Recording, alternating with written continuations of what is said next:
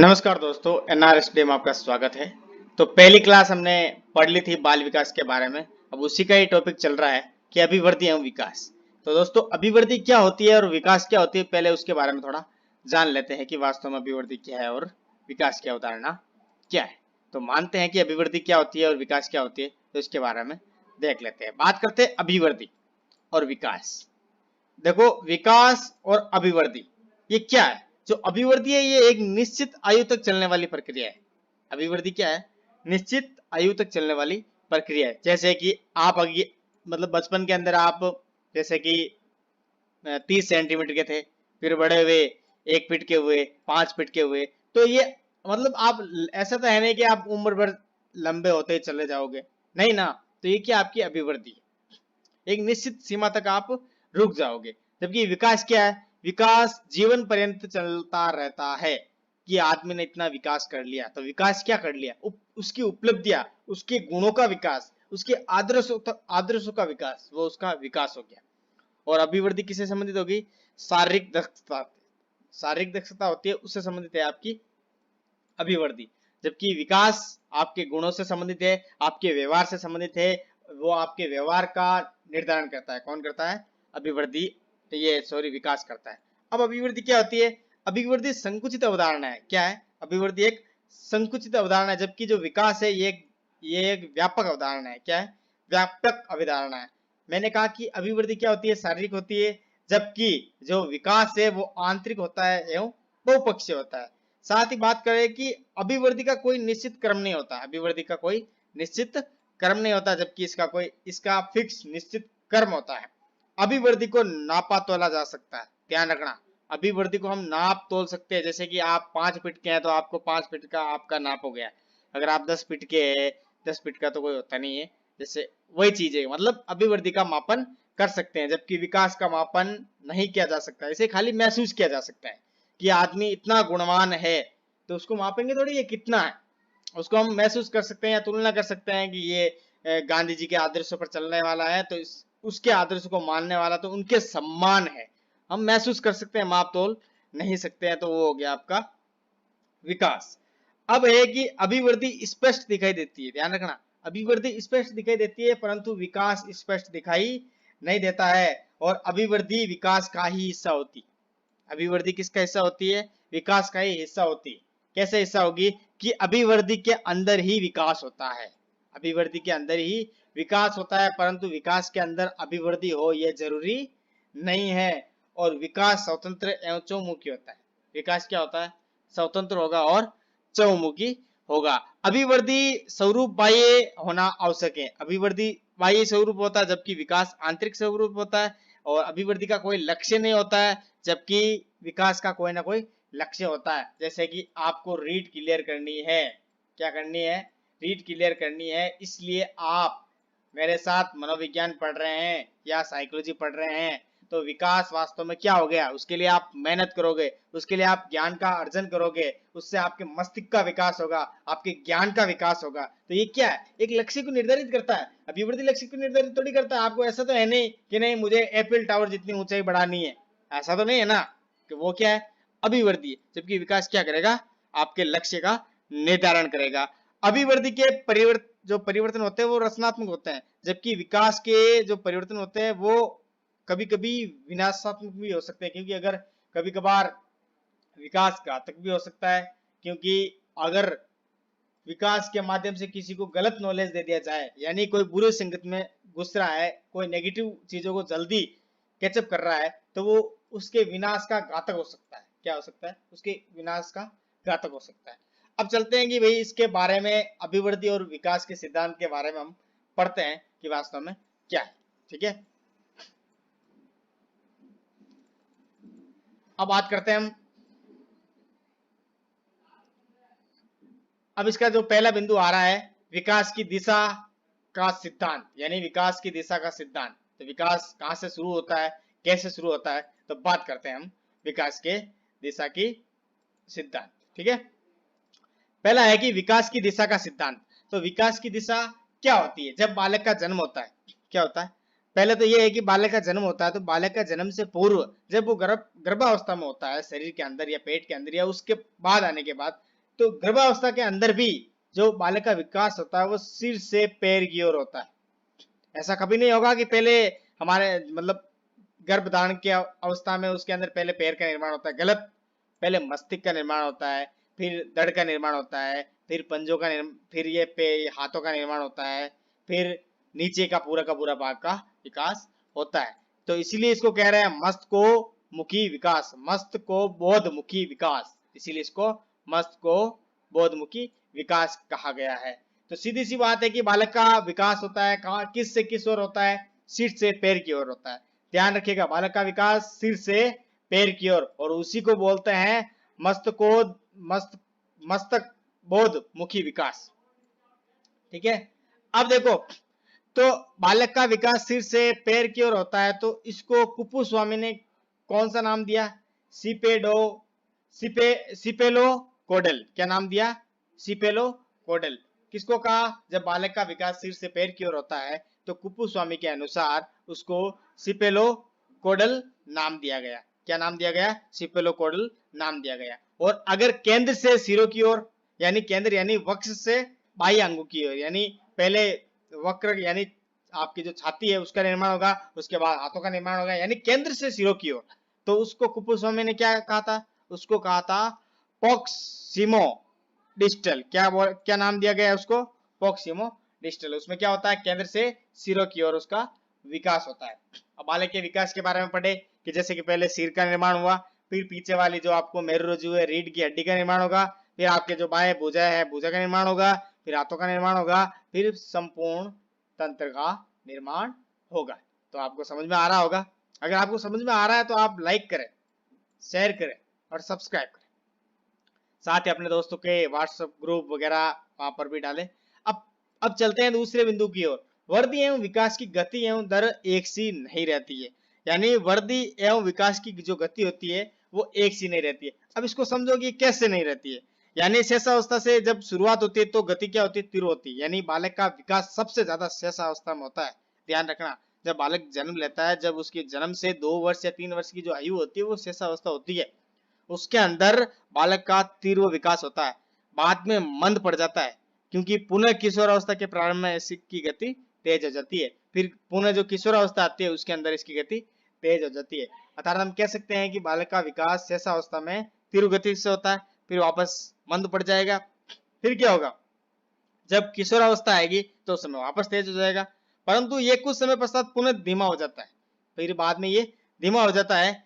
इसी प्रकार बुद्धि और विकास की गति में भी उतार चढ़ाव आते हैं, और इसी कारण आपके बुद्धि और विकास में भी उतार चढ़ाव आते हैं। तो हमने पढ़ लिया कि विकास, वृद्धि और विकास की गति एवं दर एक सी नहीं रहती है।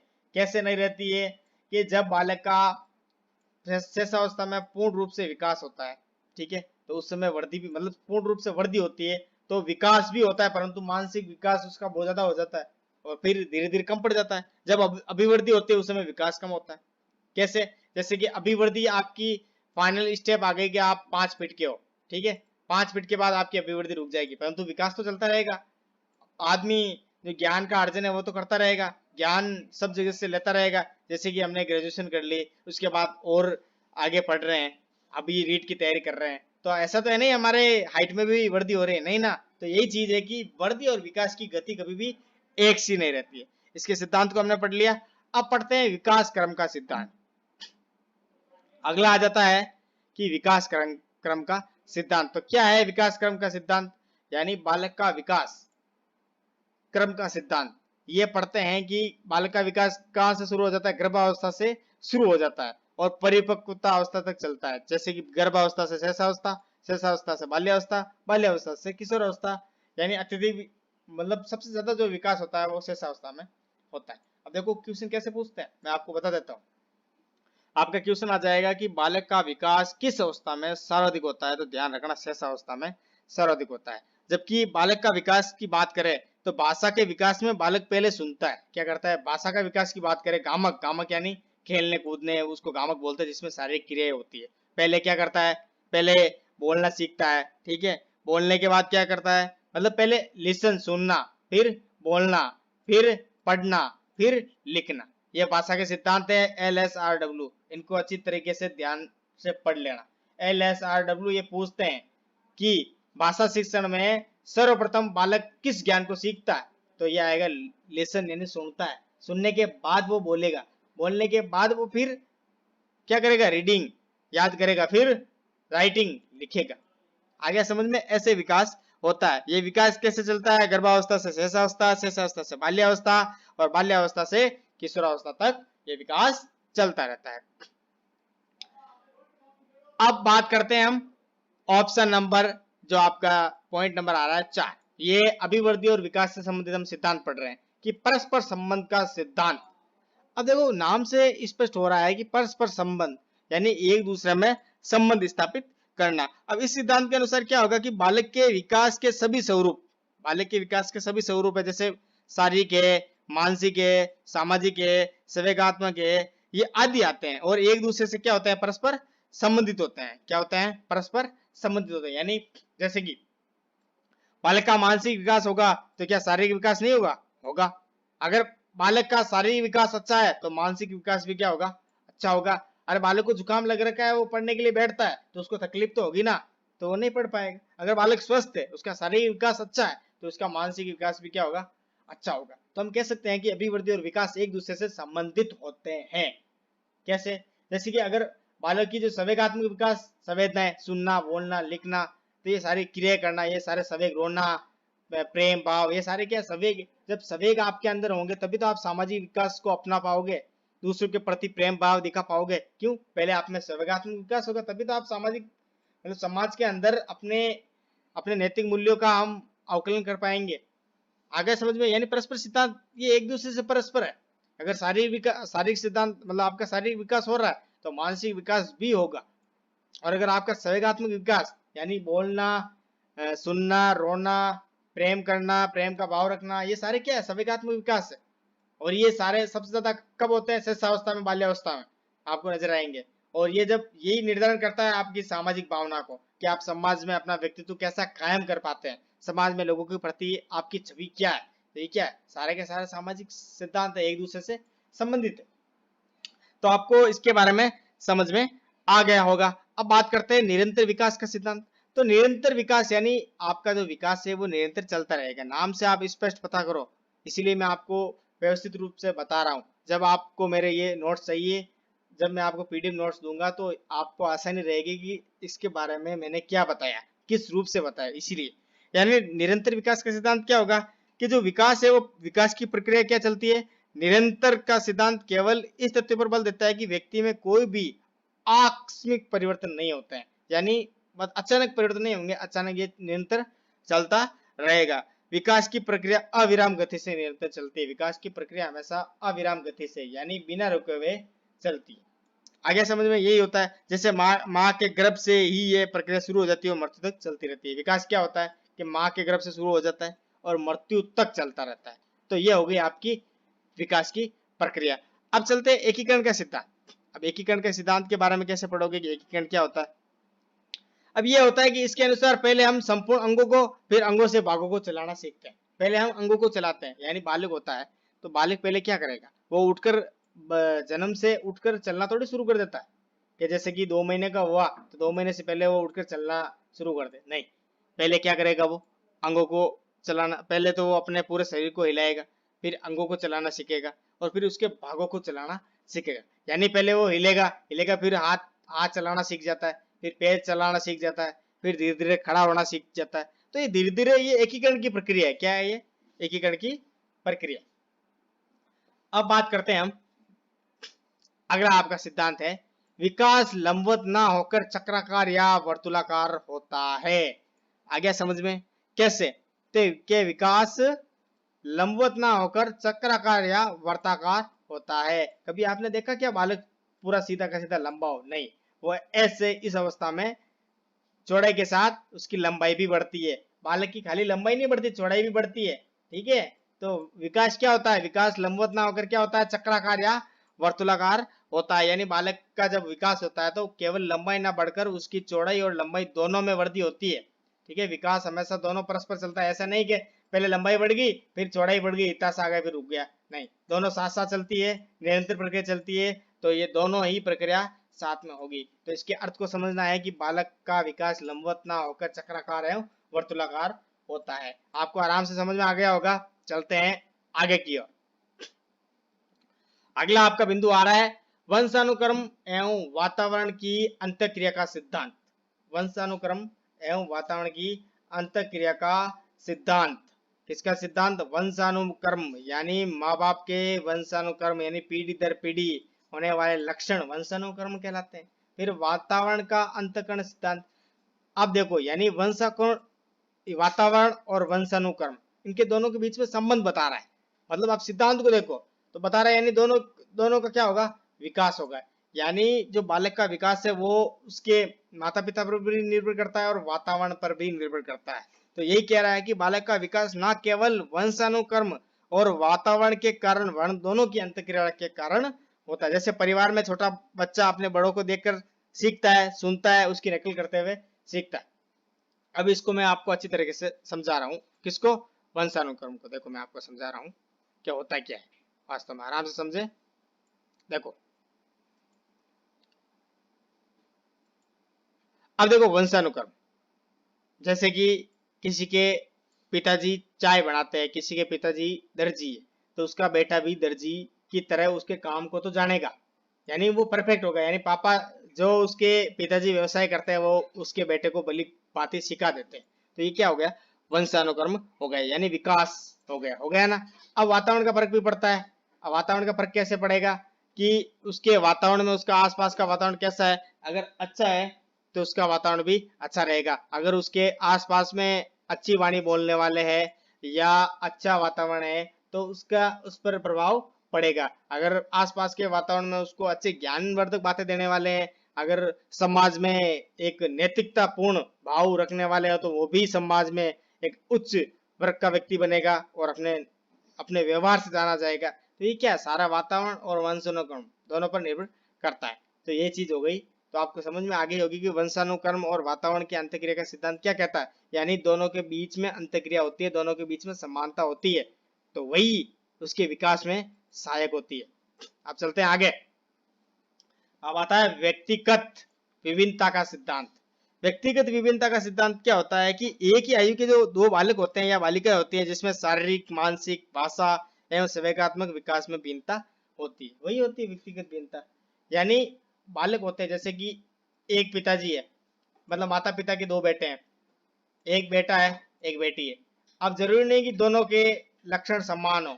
जैसे कि बेटा है तो लड़ाकू होगा, बेटी होगी शालीन होगी, ठीक है, शर्मिली होगी। तो जरूरी थोड़ी दोनों एक ही जैसे हो, तो उनमें विभिन्नताएं हो सकती है, व्यक्तिगत विभिन्नताएं हो सकती है। कैसे? शारीरिक भी हो सकती है कि जैसे बेटा है हष्टपुष्ट है जबकि बेटी है दुर्बल है, वो भी हो सकता है। फिर मानसिक भी हो सकती है कि बेटा होशियार है पढ़ाई में और बेटी कमजोर है, ये भी हो सकता है। और संवेगात्मक भी हो सकता है कि बालक जल्दी आवेश में आ जाता है जबकि बेटी जल्दी आवेश में नहीं आती है, वो प्रेम पूर्ण भाव रखती है। तो ये सारे क्या है? व्यक्तिगत विभिन्नता है। समझ में आ गया होगा कि व्यक्तिगत विभिन्नता का सिद्धांत क्या है, यानी विभिन्नताएं अलग अलग दोनों में अलग अलग हो सकती है, जरूरी नहीं कि एक जैसी हो, समान। ये सिद्धांत आपको भली भांति समझ में आ गया होगा। या आप उदाहरण देख लो, जैसे जुड़वा भाई बहन है, ठीक है, भाई भाई है, बहन बहन भी है, शारीरिक, संवेगात्मक और सामाजिक विभिन्नता रखते हैं। यानी जैसे जुड़वा भाई बहन है, अगर दो जुड़वा भाई बहन है फिर भी उनके लक्षण क्या होंगे? अलग अलग होंगे। यानी जुड़वा भाई है फिर भी उनके लक्षण क्या होंगे? अलग अलग होंगे। तो ये हो गई आपकी चीजें विभिन्नताओं के बारे में। अब दोस्तों आपका अगला जो आ रहा है सिद्धांत, अगला है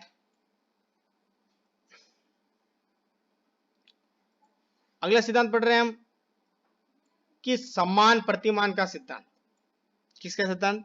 सम्मान प्रतिमान का सिद्धांत। अब इसमें क्या होता है कि जैसे प्राणियों का विकास है वो शारीरिक है, मानसिक है, भाषा एवं संवेगात्मक विकास के रूप में होता है। यानी परशु से उत्पन्न संतान हमेशा परशु ही होगी। अरे जरूरी थोड़ी है कि परशु से आप मानव को जन्म दे दो, ऐसा इम्पॉसिबल है, ऐसा हो ही नहीं सकता है, वैज्ञानिक भी नहीं कर सकता है। अब पता नहीं, फिर साइंस है, कोई भरोसा नहीं है, वही चीज है। तो ये सिद्धांत क्या कहता है? सम्मान प्रतिमान का सिद्धांत ये कहता है कि हम पशु से पशु की संतान ही उत्पन्न हो सकती है, मानव से मानव की हो सकती है, मानव से पशु की नहीं।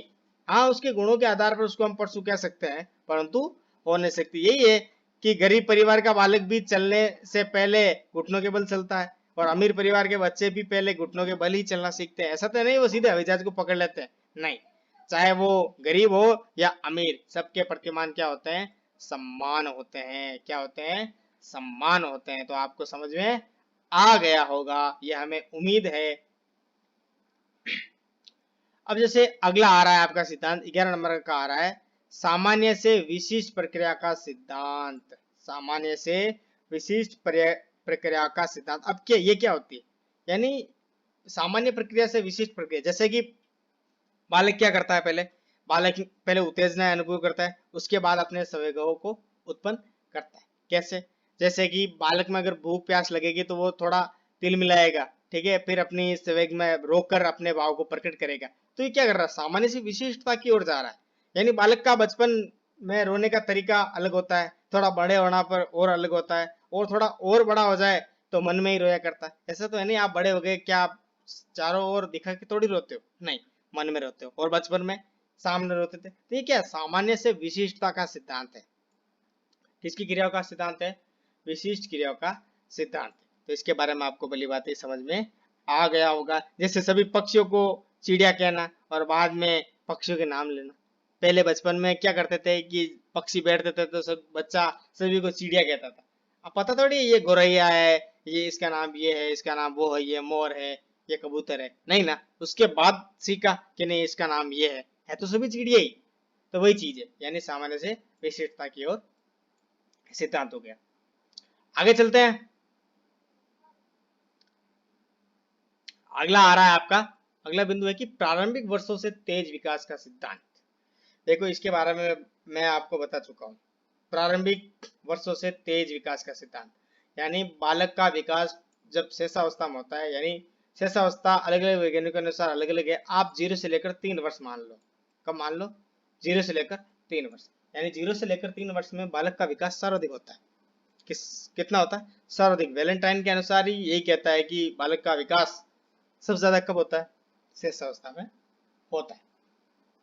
इसी के अंदर ही ये अपनी लगभग संपूर्ण संवेदनाएं प्रकट करना सीख जाता है, ठीक है। तो हम कह सकते हैं कि प्रारंभिक वर्षों में बालक का विकास ज्यादा होता है, जो जबकि शेषावस्था में वृद्धि और विकास दोनों ही तेज गति से होते हैं। बालक शेषावस्था में बड़ा भी जल्दी होता है और मानसिक विकास भी जल्दी होता है, इसीलिए वो माता पिता को जानने लग जाता है, समझने लग जाता है, और जो घर वाले उसको शब्द बोलते हैं वो उसका अनुकरण करता है, उसको सीखता है। उसको पा बोलते तो पा से वापस दोहराता है, काका बोलते तो उसको काका से दोहराता है, यानी जल्दी सीखता है, इतना जल्दी सीखता है। इसकी पकड़ उस समय आईक्यू तेज होती है, अपना आप ही चलती है, वही चीज। अब देखो अगला आ रहा है आपका टॉपिक कि संचय और पुनरावृत्ति का सिद्धांत। किसका सिद्धांत आ रहा है? संचय और पुनरावृत्ति का सिद्धांत। संचय का अर्थ क्या होता है? जोड़ना। एक एक अर्थ को आराम से समझे। संचय का अर्थ क्या होता है? जोड़ना। और पुनरावृत्ति का सिद्धांत यानी पुनः आवर्ती करना। तो इसमें क्या होता है कि ये एक विकास, संचय विकास होता है, इसमें पुनरावृत्ति होती रहती है, अर्थात जोड़ते रहते हैं। जैसे कि शेषावस्था का आत्म प्रेम, शेषावस्था में क्या करते हैं? आत्म प्रेम करते हैं। शेषावस्था में भी देखा जा सकता है, और शेषावस्था में बालक कल्पना जगत का विचरण करता है। इसमें क्या होता है? जैसे कि बालक होता है ना, बच्चा, तो शेषावस्था में वो परियों की कहानियों में खोया रहता है। जैसे किशोरावस्था, धीरे धीरे वो बाल्यावस्था में जाता है तो वो परियों की कहानी सुनना उसको अच्छा लगता है। फिर वो कल्पना में खोया रहता है, कल्पना जगत में, कि ये महल है, राजा रानी है, तो उनकी माँ लोरी सुनाती है। आत्म प्रेम उसमें जागृत होता है, वो हर समय माँ से चिपका रहता है, माँ से दूर होना नहीं चाहता है। तो ये क्या, उसमें आत्म प्रेम है, संचय जोड़ता जाता है धीरे धीरे, ठीक है। उन कहानियों को दोहराता जाता है कि नहीं मम्मी भूत आ गया, तो वो क्या है, सारी ये पुनरावृत्ति हो रही है, हर चीज की पुनरावृत्ति हो रही है, ठीक है। तो ये सारे इसमें होते रहते हैं, ये कल्पना जगत में चलता रहता है। जैसे हम मान लेते हैं कि बालक का बोला गया जो पहला शब्द होता है वही उसके नाम को, उसके अनुसार बालक उसको पहचानता है, नहीं ये मेरा नाम है, कुछ नाम के अनुसार वो फिर उसका पुनरावृत्ति करता है, तो उसको पहचान लेते हैं, नहीं ये मेरा नाम है, तो बालक उसके सामने देखता है। किसी का नाम निक्कू होता है, निक्कू से हम उसको पुकारते तो बालक सामने देखता है। तो ये क्या, पुनरावृत्ति का सिद्धांत है, वही चीज। अब दोस्तों अगला आ रहा है कि विकास की भविष्यवाणी का सिद्धांत। विकास की भविष्यवाणी का सिद्धांत। ये भी आप आराम से समझ सकते हो कि साइकोलॉजी लगाओ क्या हो सकता है।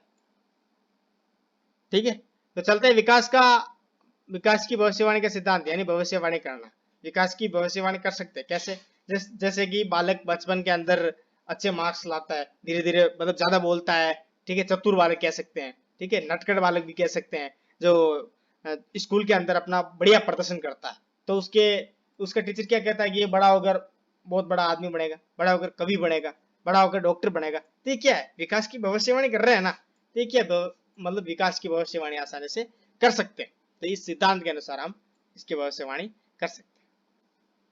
अब अगला आ जाता है कि विकास परिपक्वता तथा सीखने की उपज है। देखो विकास परिपक्वता कैसे है कि बालक शुरुआत के अंदर अपनी संवेदनाओं को प्रकट करता है, तो परिपक्व क्या होगा, यानी पूर्ण रूप से विकसित, वही परिपक्वता है। कब हो जाता है? किशोरावस्था में हो जाता है, क्योंकि जो बालक होता है किशोरावस्था में अपने मन से कोई निर्णय लेने लग जाता है। और उससे पहले जब वो बाल्यावस्था में होता है तो उसके माता पिता जो कहते हैं वही करता है।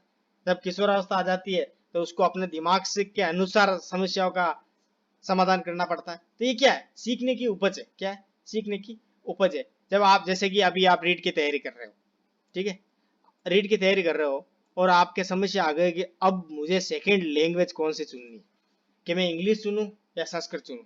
आपके दिमाग में दौड़ेगा कि नहीं इंग्लिश सुन लेता हूँ, नंबर अच्छे आएंगे, नहीं संस्कृत थोड़ी बढ़िया है, समझने में आसान रहेगी। तो ये क्या है? ये समस्या आ गई आपके सामने। समस्या आ गई तो आप क्या करोगे? अपने विवेक से निर्णय लोगे। तो निर्णय लोगे तो क्या होगा? आप सीख रहे हो ना। तो वही है विकास परिपक्वता तथा सीखने का उपज। दोस्तों किताबों में इनके बारे में बहुत लंबा चौड़ा दे रखा है, जबकि मैं इनको शॉर्ट में समझा रहा हूँ कि आराम से आप समझ सको, यानी शब्द से समझ सको। ठीक है, अब देखो अगला आ रहा है कि विकास सांस्कृतिक परिवर्तनों से प्रभावित होता है। देखो सांस्कृतिक परिवर्तन यानी सांस्कृतिक परिवर्तन होते क्या है, तो उसके बारे में हम पढ़ते हैं कि कैसे सांस्कृतिक परिवर्तन होते हैं। यानी जैसे कि सांस्कृतिक परिवर्तन हम देख सकते हैं कि संस्कृत के अनुरूप ही व्यक्ति का विकास होता है। संस्कृत की उन्नति बालक के विकास में उसके मात्रात्मक गुणों पर निर्भर करता है। अब सांस्कृतिक परिवर्तन क्या होता है? जैसे कि समाज में उसके व्यवहार कैसे है, उसके नैतिक गुण कैसे है, उनको प्रभावित करता है। आगे होगा कि सांस्कृतिक गुण क्या होते हैं, जैसे कि बालक का सभी को राम राम कहकर बतलाना, उनके प्रति आदर सम्मान करना, बड़े दिखते ही उनको प्रणाम करना। तो ये क्या है? उसके सांस्कृतिक परिवर्तन है। बचपन में जिनसे वो लड़ता था आज वही बड़ा होकर उनके प्रति आदर सम्मान दिखा रहा है। ये क्या है? विकास के सांस्कृतिक परिवर्तन। अब देखो लास्ट है कि विकास की आरंभिक बुनियादी महत्वपूर्ण है। और विकास की आरंभिक बुनियादी महत्वपूर्ण मतलब क्या है कि बालक जो बाल्यावस्था में होता है वही आगे बढ़ता है। ठीक है, कैसे कि बालक अगर बाल्यावस्था में चोरी करना सीख जाता है, अगर उसको समय पर रोका नहीं गया तो वो बड़ा चोर बन सकता है। जरूरी नहीं कि वो आतंकवादी भी बन जाए। तो ये प्रारंभिक बुनियादी पर महत्वपूर्ण है कि जैसा वो बाल्यावस्था में होगा वैसा ही वो किशोरावस्था में होगा। अगर बाल्यावस्था में वो होशियार है या नैतिक गुण उसमें है, वो दूसरे के प्रति सम्मान की भावना रखता है, तो हो सकता है कि वो बड़ा होकर अच्छा आदमी बने।